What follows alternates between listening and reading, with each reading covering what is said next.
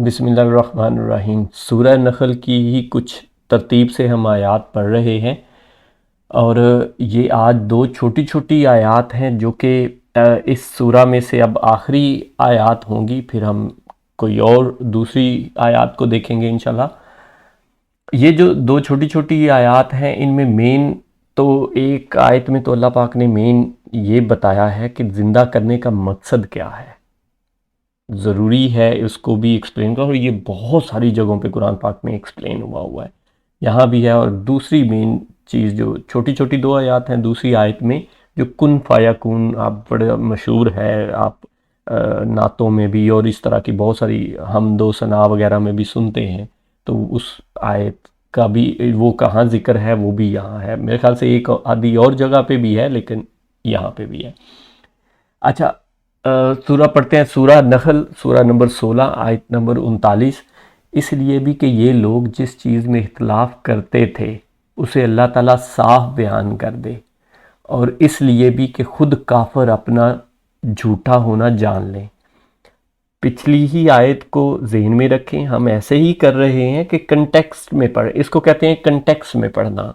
Mainly कि जो बात हो रही है, बात क्या हो रही है, और उसकी बात, उस बात होती हुई बात में किसी आयत को समझना, इसको कंटेक्स्ट में समझना कहते हैं। और उससे अगली जो आयत होती है वो उसको मज़ीद वाज़े कर रही होती है। पिछली आयत जो है वो कंटेक्स्ट बता रही होती है, और नॉर्मली जो अगली आयत होती है वो उसको मज़ीद वाज़े कर रही होती है, अनलेस के आगे टॉपिक चेंज हो जाए। अगर सेम ही टॉपिक पे बात हो रही है तो ऐसी ही तरतीब होती है कुरान पाक में। आप लोगों के साथ शेयर कर दूँ। अच्छा, जो पिछली आयत है उसमें अल्लाह पाक कह रहा है कि ज़रूर इनको उठाया जाएगा, ज़िंदा किया जाएगा। यहाँ इस आयत में उसका मकसद बता दिया कि क्यों किया जाएगा। वो मकसद क्या है, इसलिए भी कि ये लोग जिस चीज़ में इख्तलाफ करते थे उसे अल्लाह ताला साफ बयान कर दे। तो इख्तलाफ किस में करते थे, यहाँ ये आपको बहुत सारी जगहों पे, बहुत सारी आयात में आपको ये बात मिलेगी कुरान पाक की। और ये असल में मकसद भी यही है, आप लोगों के साथ शेयर कर रहा हूँ, थोड़ा सा एक्सप्लेन कर रहा हूँ ताकि आप इस तरह की चीज़ें कहीं खुद से भी पढ़ें तो आपको थोड़ा सा कंटेक्स्ट मिल जाए। बाकी तो आप सभी माशाल्लाह अपना एक नॉलेज और जहन रखते हैं, तो वो अपने हिसाब से भी सोचें डेफिनेटली। और यही मकसद है कि मिल के इसको खुद ही समझें आप सब लोग भी। अच्छा, तो जहाँ पे भी ये इख्तलाफ करते हैं तो ये इख्तलाफ करने का मतलब क्या होता है कि अल्लाह पाक ने तो एक हदायत हमें दे दी, वो रसूलों के, हमने पिछली एक दो आयत पीछे देखी कि हर कौम में रसूलों को भेजा है और उनका पैगाम भी बता दिया कि एक अल्लाह है, उसी की इबादत करो, उसके साथ किसी को शरीक न। तो ये हदायत तो अल्लाह ने दे दी। अब लोग इस हदायत में इख्तलाफ करते हैं, समझ रहे हैं। वो कहते हैं, वो क्या करते हैं, वो शिरक की तरफ जाते हैं। वो कहते हैं, वो हीले बहाने ढूंढ के अल्लाह के साथ मोमिनीन, उसकी मदद करने वाले, उसके साथ औरों को एसोसिएट करते हैं कि इनके थ्रू जाएं अल्लाह के। क्योंकि मेन हदायत क्या है, अल्लाह ने जो कुरान में हमें दे दिया है, और हम इसको देखेंगे कि अल्लाह ने एक एक हर लिहाज से वाज़े कर दिया है कि वो हमारे कितने करीब है। वो दो में से एक, अगर कोई अकेला है तो दूसरा अल्लाह है, अगर दो है तो तीसरा अल्लाह है, और किसी की सरगोशी भी नहीं कोई करता। कोई दिल में भी बात जो किसी की होती है वो भी अल्लाह जानता है, कोई सरगोशी करे अल्लाह जानता है। तो अगर इतना वो करीब है तो किसी की मददगार की ज़रूरत है उसे, या किसी की थ्रू जाने की ज़रूरत है। और ये जो मैंने सारी बातें की है, इंशाल्लाह ये एक एक आयत, अब आगे कुछ यही ऐसा ही सिलसिला स्टार्ट करना है, एक एक आयत आपको ये मैं आप लोगों के साथ शेयर करूंगा।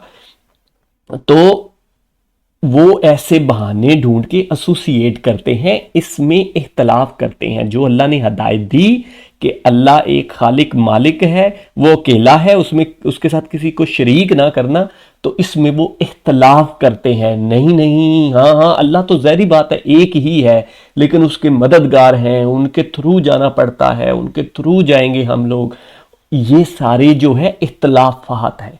तो अल्लाह कह रहा है कि इसलिए भी कि ये लोग जिस चीज़ में इख्तलाफ करते थे اسے اللہ تعالیٰ صاف بیان کر دے گا. اس دن بتائے گا کہ یہ جو تم لوگ، میرا پیغام آپ لوگوں کے پاس واضح واضح پہنچ گیا. پھر جو چیز آپ لوگوں نے اس میں اختلاف پیدا کیا ہے نا، اس کو اللہ صحیح بیان کرے گا کہ یہ تم نے غلط کیا ہے. اور وہ آلریڈی بہت کلیئر ہے قرآن پاک میں اور حضور پاک صلی اللہ علیہ وسلم کی سنت میں، تو وہ آلریڈی کلیئر ہے. لیکن ہم لوگ ہیلے بہانے ڈھونڈ کے اس میں اختلاف کرتے ہیں. اور دوسرا مقصد اس لیے بھی کہ خود کافر اپنا جھوٹا ہونا جان لیں. اب کافر کون ہے؟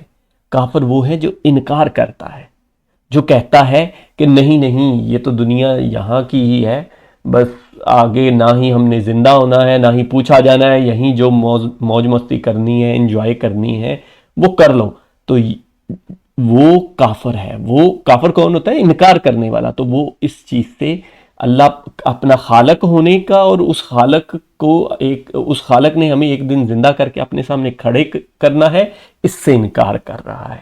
یہ اس کو کافر کہتے ہیں. ٹھیک ہے؟ تو کافر کا جھوٹا ہونا کہ بھئی اس دن تو کھڑے ہوں گے اللہ کے سامنے، تو وہ خود ہی جان لیں گے کہ یار یہ تو میں سارا جو تھا یہ میں جھوٹا تھا، کہ یہ دیکھو اللہ نے تو وہ سچ کر دکھایا جو پچھلی آیت میں اللہ نے بیان کیا ہے کہ سچا وعدہ ہے. تو اس سارے کو خود بھی آپ ان آیات کو پڑھیں ڈیٹیل سے اور ان پہ غور و فکر کیا کریں. یہ بڑی آسان سی واضح اور کھلی باتیں ہیں. یہ اس میں کوئی بہت مشکل سی سائنس نہیں ہے. صاف سا بیان ہے جو آپ خود بھی پڑھ سکتے ہیں. ایک دو دفعہ پڑھیں، اس پہ تھوڑا سا بیٹھ کے غور و فکر کریں تو آپ ہر ایک کو اور یقیناً پتہ ہوگا پہلے ہی. اچھا، اگلی آیت چھوٹی سی سورہ نمبر 16 آیت نمبر 40.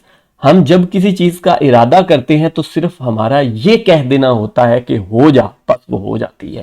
یہ آپ اگر اوپر عربی میں پڑھیں تو کن فیکون والی یہ وہ آیت ہے. اور یقیناً وہ خالق ہے، وہ مالک ہے، اس نے ہر چیز بنائی ہے.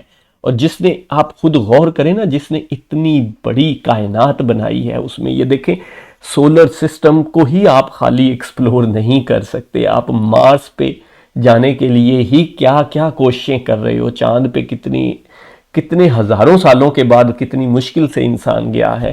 تو اس کائنات کو جس نے بنا دیا ہے، اور اس طرح کی اور پتہ نہیں کتنے سولر سسٹم، بلکہ سولر سسٹم تو بہت چھوٹا ہے، گلیکسی، ہماری جو گلیکسی ہے ملکی وے، اور اس میں پتہ نہیں کتنے ہزاروں کروڑوں سولر سسٹم ہیں. اور ان وہ پتہ نہیں کتنی اربوں بلین ٹریلین گلیکسیز ہیں اس کائنات میں. تو جو اتنی بڑی کائنات جس نے بنا دی ہے، تو وہ کیا مطلب اس کا دیکھیں نا بیان کہ آپ کا رب کیسے بات کر رہا ہے کہ وہ جب کسی چیز کو کہتا ہے ہو جا تو وہ ہو جاتی ہے. تو جو اتنی بڑی کائنات، ہم اگر غور و فکر کریں، ہم سارے پڑھے لکھے ہیں، سائنس سے کچھ نہ کچھ تعلق ہے، جانتے ہیں، تو غور و فکر کریں کہ یہ کتنی ہمارے لیے ایک بلڈنگ کھڑی کرنا کتنا بڑا کام ہوتا ہے. ٹھیک ہے؟ تو جس نے اتنی بڑی کائنات کو ایسے بنا دیا ہے چند دنوں میں، جو کہ اللہ پاک بیان کرتا ہے 6 دنوں میں اور 7 دنوں میں وہ بنا دی ہے. تو وہ کائنات، تو وہ تو کوئی یہ کسی بھی چیز کو کہے ہو جا تو وہ ہو جائے گی. یہ کوئی اس میں بہت وہ بڑی نہیں. آپ اس خالق کے، آپ اپنے حساب سے مت دیکھیں، سوچیں نا اس کو، اس خالق کے حساب سے دیکھیں کہ اس کے لیے تو چھوٹی چھوٹی چیزیں ہیں. تو ان پہ تھوڑا سا غور و فکر کریں. جزاک اللہ خیر.